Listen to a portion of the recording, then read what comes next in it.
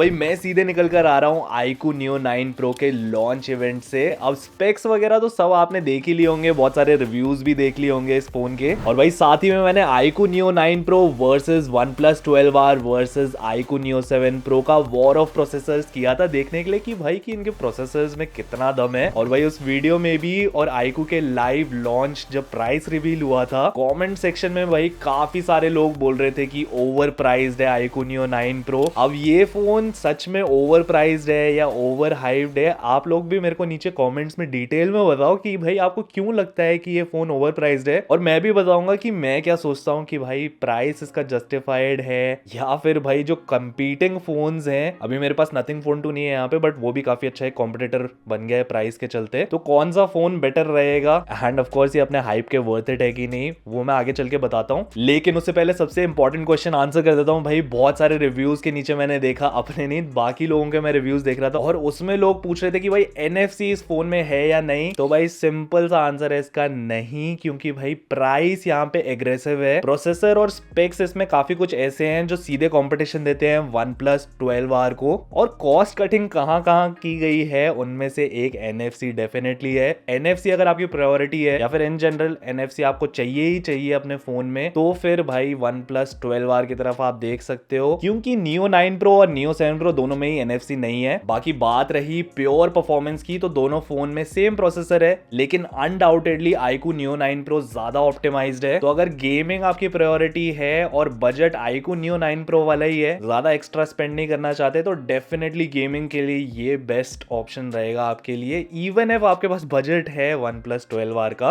अब बहुत लोग ये भी बोलेंगे कि यार भाई गेमिंग के लिए थोड़ी ना खरीदते हैं सिर्फ फोन, बाकी चीजें भी तो चलानी होती है। तो भाई टोटली एग्री विद यू, एकदम सही बोल रहे हो। अब क्वेश्चन ये भी आएगा कि Neo 9 Pro के एडवांटेजेस क्या है। तो डिस्प्ले में यहाँ पे डिफरेंस है, 144 हर्ट्ज है iQOO Neo 9 Pro में और 120 हर्ट्ज है OnePlus 12R में। बैटरी यहाँ पे बेटर है Neo 9 Pro की। वैसे तो दोनों ही फोन्स फास्ट चार्जिंग सपोर्ट करते हैं, लेकिन थोड़ा ज्यादा डेफिनेटली चलने वाला है Neo 9 Pro। अब आपको लग रहा होगा भाई स्पॉन्सर्ड है, बहुत सारी तारीफें कर दी, पर भाई स्टार्टिंग में मैंने आपको बता दिया था कि NFC का फीचर भाई OnePlus 12R में ही है। साथ ही में जो डिस्प्ले की ब्राइटनेस है ना यहाँ पे बहुत ही इंसेन है। बिल्ड क्वालिटी इसकी ज्यादा बेटर है, मेटल फ्रेम्स मिलते हैं इसमें आपको, बस पीछे से यार फिंगरप्रिंट्स आ जाते हैं इस पे, तो केस वेस चढ़ा लेना। लेकिन ये सब छोटी मोटी चीजें छोड़ दी जाए, सबसे इंपॉर्टेंट चीज आ जाती है कैमरास। तो भाई डिटेल्ड कंपैरिजन किया है दोनों ही फोन्स का, सेल्फी कैमरा का, day light, portraits, photos, video सब कुछ टेस्ट कर लिया है मैंने दोनों ही फोन्स का। अभी भाई मैं जस्ट वही वाली वीडियो एडिट करने जा रहा था, और ये वीडियो अगर आपको देखनी है पूरा डिटेल्ड कंपैरिजन दोनों ही फोन्स का, तो भाई नीचे कमेंट कर दो, थोड़ा मोटिवेशन मिलेगा और तेजी से एडिट करने का। तो भाई अब बात करते हैं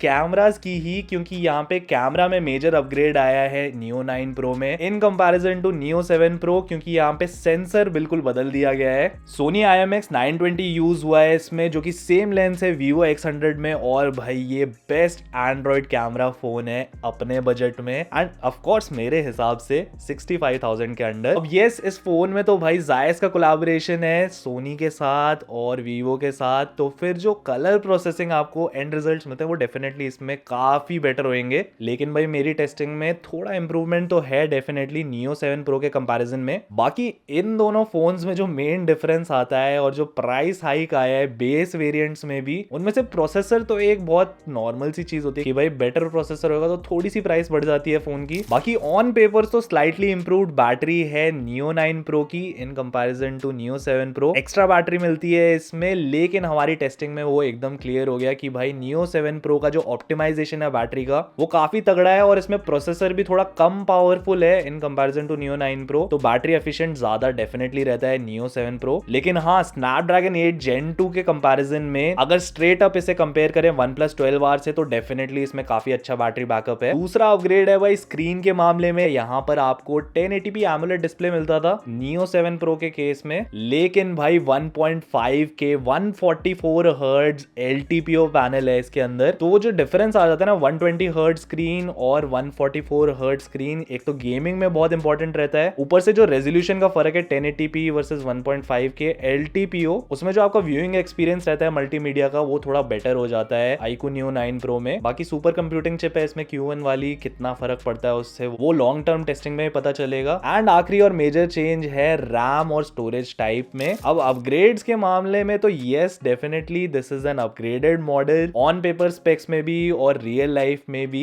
लेकिन भाई iQOO as a brand has always been known for bringing the most value for money devices. मतलब चाहे आपका बजट 20,000 का हो, 25,000 का हो, 30,000 का हो, यूजुअली ऐसा रहता था कि अगर आप iQOO का फोन खरीद रहे हो तो आपको best value for money device मिल रहा है, चाहे वो इन टर्म्स ऑफ कैमराज हो, परफॉर्मेंस हो, ओवरऑल पैकेज बहुत ही तगड़ा रहता था, एकदम बैंग फॉर बक डिवाइसेस रहते थे। लेकिन यहाँ पे मुझे पर्सनली लगता है कि इस बार जो बेस वेरिएंट है iQOO Neo 9 Pro का वो सबसे ज्यादा वैल्यू फॉर मनी है, क्योंकि जब अप द लैडर जाता है तो कुछ कॉम्प्रोमाइजेस हैं इस फोन में, चाहे वो बिल्ड क्वालिटी के मामले में हो गया या फिर सॉफ्टवेयर ऑप्टिमाइजेशन के मामले में हो गया। यस iQOO काम कर रहा है अपने सॉफ्टवेयर पर, but it's not there yet कि मैं बोल सकूं कि ये डायरेक्टली OnePlus से compete कर सकता है। लेकिन वही चीज है कि जो प्रोसेसर यहाँ पे है, परफॉर्मेंस जो निकाल कर देता है and even camera setup base variant के प्राइस में डेफिनेटली बेटर ऑप्टिमाइज्ड है iQOO Neo 9 Pro में। और मुझे पर्सनली लगता है कि इसका base variant he worth it है, सबसे ज्यादा वैल्यू फॉर मनी है, पर वहां पे लिमिटेशन आ जाता है स्टोरेज का। तो यहाँ पे मेरे को एक बहुत इंटरेस्टिंग क्वेश्चन है, ये मैं आप लोगों से पूछना चाहता हूँ कि एज यूजर्स अगर आपके पास एक्स्ट्रा पैसे हो, मतलब 40,000 आपके पास पूरे हैं, तो आप लोग iQOO Neo 9 Pro का हायर स्टोरेज वेरिएंट लोगे या फिर OnePlus 12R प्रेफर करोगे? मुझे नीचे कमेंट्स में जरूर बताना और रीजन भी बताना कि भाई